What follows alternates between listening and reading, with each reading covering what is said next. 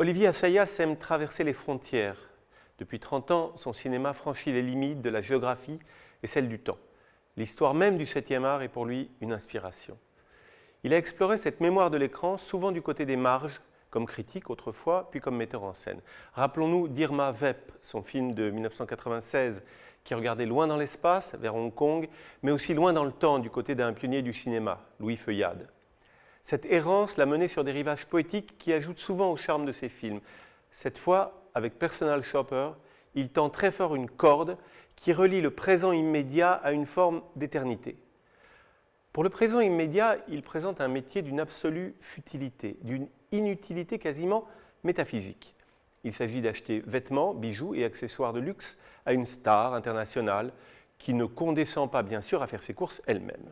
Il faut passer de Paris à Londres, choisir le strass et les diamants, explorer les showrooms les plus secrets. Dépenser comme rien des milliers d'euros pour une paire de chaussures, un sac, un foulard, que la star ne sortira peut-être jamais du papier de soie qui les protège. On est dans le raffinement absolu des créateurs de mode, qui fascinent certainement Olivier Assayas, mais aussi dans la vulgarité extrême d'objets superflus que certains ne pourraient payer qu'avec plusieurs vies de salaire. La jeune femme qui exerce ce métier, interprétée par Kristen Stewart, ressent très fort cette contradiction. Elle aime la beauté de ces objets et sans cesse tenter de les porter sur elle, malgré l'interdiction évidente qui pèse sur eux. Cette tentation est profondément sexuelle.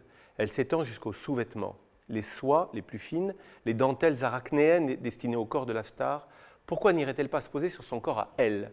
En attendant, elle porte des sweatshirts trop larges, se déplace en moto, fait disparaître ce qui pourrait la faire se comparer à la poupée qu'il emploie. Cet ancrage dans un contemporain vide, vertigineux, basé sur la publicité, la communication, les transports et les réseaux sociaux les plus rapides, l'absence de mémoire est la première phase du film d'Olivier Assayas. Et c'est déjà une belle chronique sur la vanité des temps. Ce n'est pas la première fois qu'il parle d'addiction, d'aliénation, de soumission au monde du spectacle. Des intertitres allemands de Nosferatu, le film tourné par Murnau il y a 84 ans, un traducteur français inconnu tira cette phrase. Et quand il eut dépassé le pont, les fantômes vinrent à sa rencontre. Cette phrase magnifique, l'un des plus beaux textes cinématographiques, infidèle d'ailleurs à l'intertitre original, provoqua l'enthousiasme des surréalistes français. Une phrase qui ne traduit pas ce que Murnau avait écrit, mais ce qu'il avait pensé. Ces fantômes, ce pont, Assayas nous invite à les rencontrer à son tour. Maureen, la jeune femme qu'interprète Kristen Stewart, condamnée à gagner son argent en brassant le vide pour une autre femme, est amputée de sa moitié morte, son frère jumeau disparu peu de temps avant le début du récit. Elle est comme la veuve de ce frère, on sent qu'ils ont ressemblé aux enfants terribles de Jean Cocteau. Son absence lui est insupportable. Et comme ils ont cru tous les deux au fantôme, elle ne cesse de l'appeler, de lui demander des signes. L'histoire des fantômes est inséparable de l'histoire du cinéma, sans doute parce que les personnages des films se déplacent devant nous comme les ombres sur les murs. Mais aussi parce que le cinéma, c'est la présence des morts.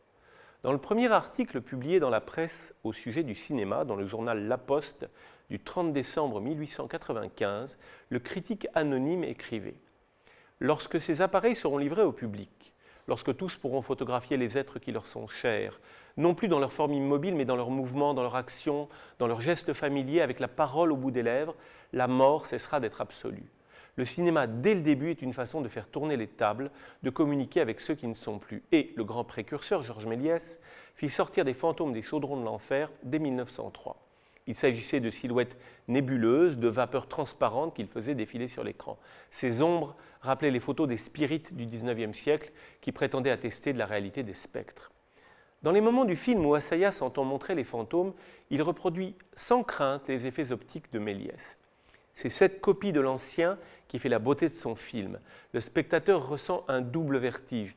Il se souvient que le cinéma est le royaume des ombres et Assayas le lui rappelle en convoquant l'ombre des films centenaires de Méliès. Et sans cesse, le cinéaste confronte ce vertige à l'immédiate vulgarité du présent, celle du commerce et de l'argent vide.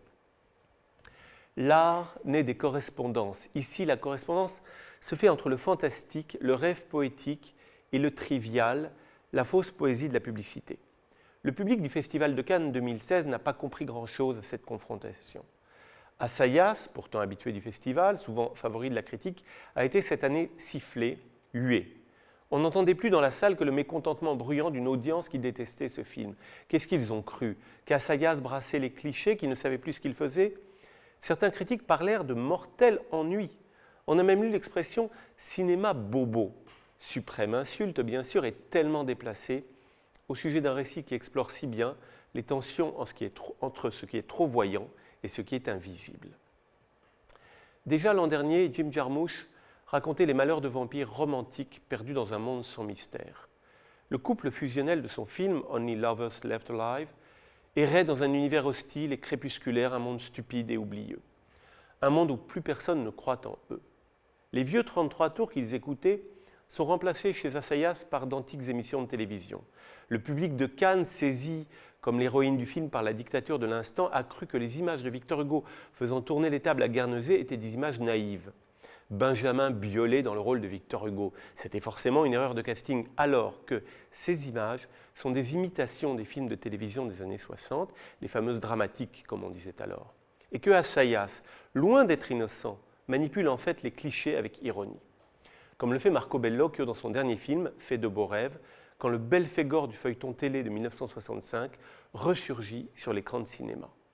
La fausse simplicité de ces images a été prise pour de la maladresse. Cannes, peut-être, supporte mal le second degré, le non-dit, le hors-champ. Dommage. Il y a peut-être des films qui ne sont pas destinés aux gens pressés, 8 jours après le début d'un festival où on ne dort pas beaucoup la nuit.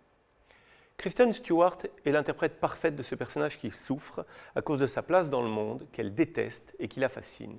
Qui souffre parce qu'elle a perdu irrémédiablement sa moitié sur la Terre. Elle est entêtée, de mauvaise humeur, rêveuse, avec sa passion difficile et un smartphone presque greffé au corps. Un smartphone dont elle espère peut-être que les fantômes l'utiliseront comme moyen de communication.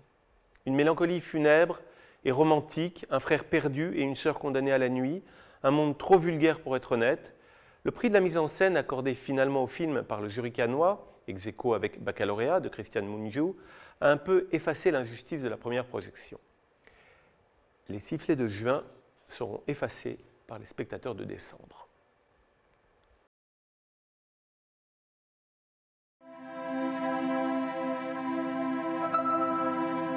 Ilma Afklint. Have you ever heard of her? No. She invented abstract art before Kandinsky and Malevich. She claimed that the spirit world communicated with us through her.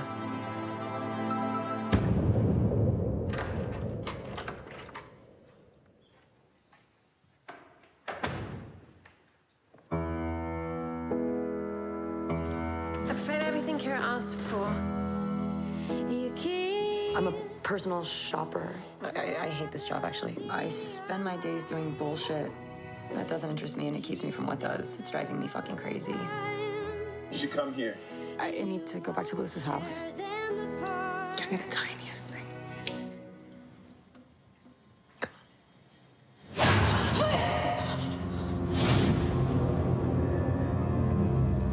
My brother died here, so we made this oath. Whoever died first would send the other a sign. A sign? But how do you know if it's a sign? I need more from you.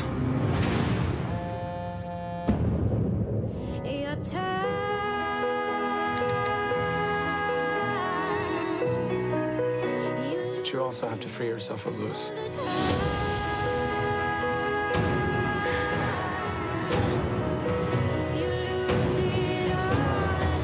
After death, there's nothing. He's here.